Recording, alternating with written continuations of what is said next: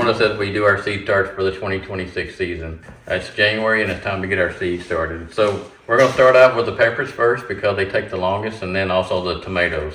That way we can get them ready, and hopefully we'll get them out as early as we can to get a jump on it this year. Some of the varieties we're going to plant. We're going to start with M.I. Gardner, the YOLO Wonder Bell Pepper. They've done well for us in the last couple of years. Also, we're going to try the Halcinator Bell Peppers. We bought them last year, but I did not get around to getting them out. So we're going to try them also. And we also have an Emerald Giant Bell, also from M.I. Gardner. We're going to try. And we have one that's we're going to try this year. It's a Poblano, and it's called Mulatto Islano. I'm sure I'm mispronouncing that, but it is a Poblano variety. Also, we will plant again the Halcinator jalapeno peppers we planted last year. They did real well for us, so we're going to plant them again. And we also have some and they're called jalapeno giganta, and these were some super big jalapenos we planted last year. So we're going to try all of these. We'll get these all started. That way we'll have time to get them all up and in the garden right after our last frost. Hopefully we may even try to put them out before the last frost, put buckets on them so we can get a jump on it to beat the heat. Also, we're going to do tomatoes, and this year we're going to seed out one of our, we tried last year, it was called the Red Snapper tomato we got from Hoss Tools. It did real well. We got some supersized tomatoes from that, and also Halcinator hybrid tomato. We're going to try that, so I think they'll do real well for us. And we also have a variety we do every year. It's an early growth and sweet bell pepper, or sweet banana peppers. We're going to try also. So there's a variety for that one. So come join us as we get started.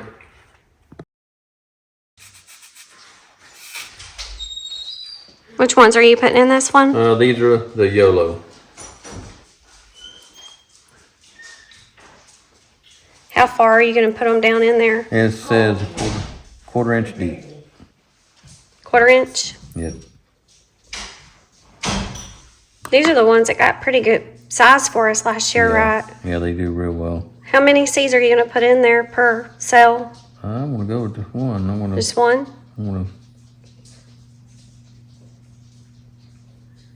I want to do 8 of them. 8 of the YOLO? Yep. These are labeled A, B, C, D. So what'd you mix in this one? Jiffy natural organic seed starting mix, and I'm also mixing it with Back to Roots organic 3-in-1 seed starting mix. I'm combining them together. This stuff here is super wet, and this Jiffy is super dry, so I'm combining them together, which is this is really fine. The texture on this is really fine. Yeah. And this other the Back to the Roots is more coarse and clumpy. So I'm actually had to work with it and kind of break it up a little bit, but once I combine them together 50-50, they make a good smooth. The moisture is just about right. So you're not packing it down super Oh, I'm trying to make sure tight. that there's no air pockets in it Okay. and getting them full. And we mixed up this other soil so that we could use the larger trays. What is this, 72? Yeah. Yeah. These are more of a disposable. They're more like the 6-pack. Wherever you buy your plants at, your transplants, they'll come in 6-packs a lot of times. So these are set up in 6-packs, but there's 72 total. But they're more one-time use. I mean, you can reuse them if you're careful, but I find that every time when I try to get the plants out of them, when I get ready to plant them, I ended up tearing them up, trying to push them up from the bottom, and I end up tearing them. Are you ready to go feed cows and then come back and finish?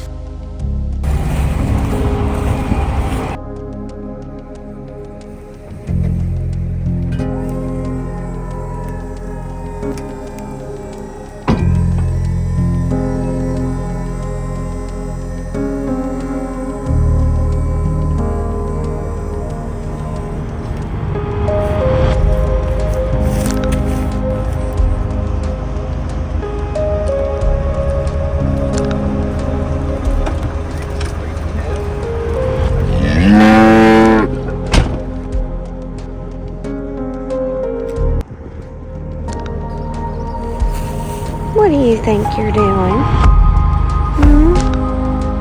What do you think you're doing?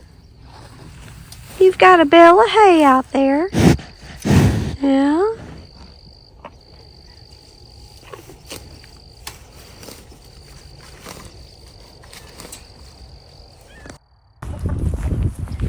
We got our seed starts done yesterday, but between feeding cows and everything, we didn't get a chance to show you those things.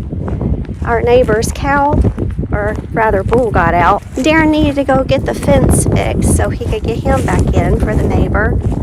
He's not in town, so I don't see Darren, but I do see the bull. It's right over there. Get it. Go, come on.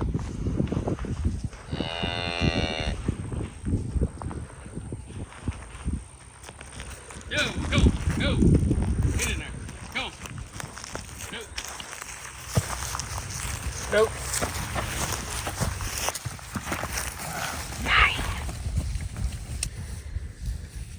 Trying to get him to go through where he came through at. Ho. I need to back up some. No, come on. No. Trying to get him to go through this hole right here. No.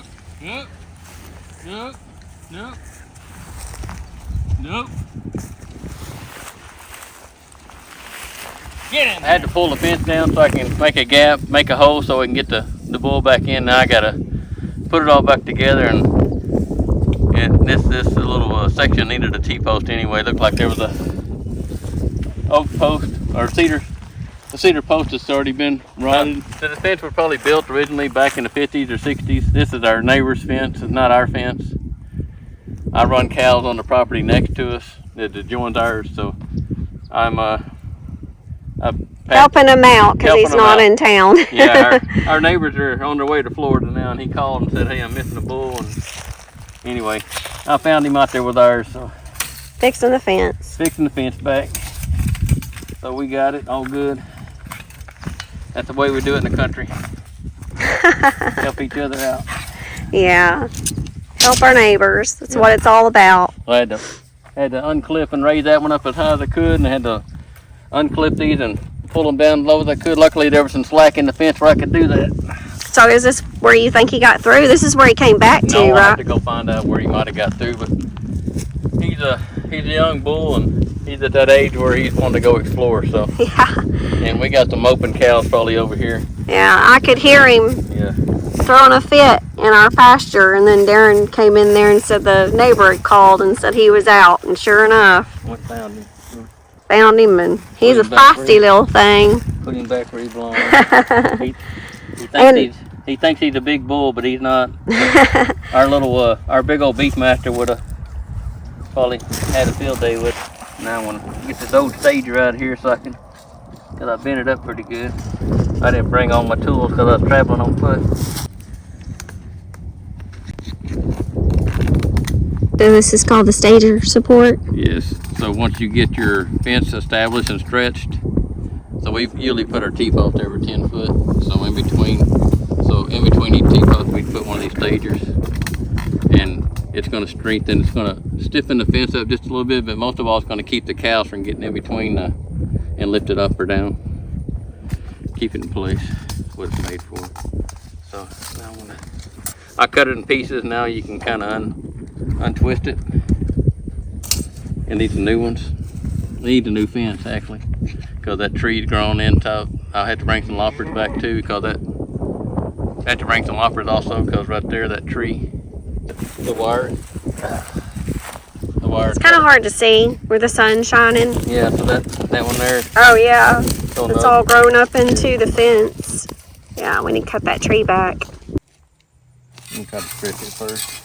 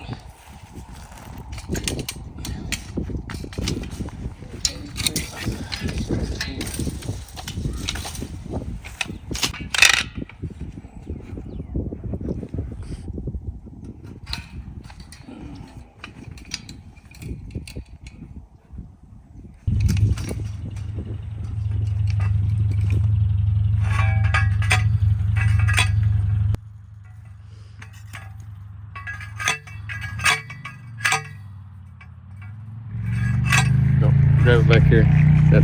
That slide to pinch your hand. Where? Hold it Right there? Right there. Yeah, right there. Oh, okay.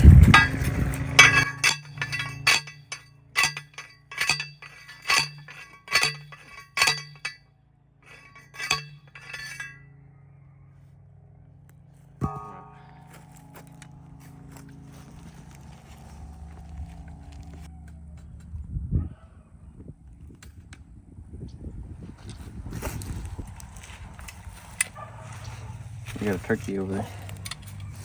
They make a tool that does all of this. You got a tool that bends that and then bends that. It's like a little screwdriver type deal. So anywhere, sometimes I know that we may have fence trouble later on, like this T-post is put in here backwards. Oh, I'm gonna leave a little extra wire when I come back here. If I come with a pair of wire cutters and some basic tools, I may be able to repair it. But for now, I left a little extra wire here.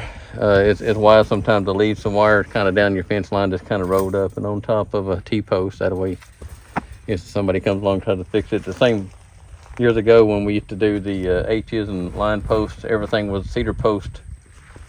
Ever so often down the fence line, you would leave a couple extra staples drove into your top of the T-post. That way, if somebody had to repair one, they could pull it out with a pair of these. This is a fence pliers, and it's got a place where you can pull a staple, and it's got a place where you can hammer. It's got where you can pull wire, you can cut wire, you can pull wire here. So that's the courteous thing to do if you're working fence, is to leave a couple of staples there so somebody can repair one if they need to. And that's the same purpose with this. So they found where they were getting out.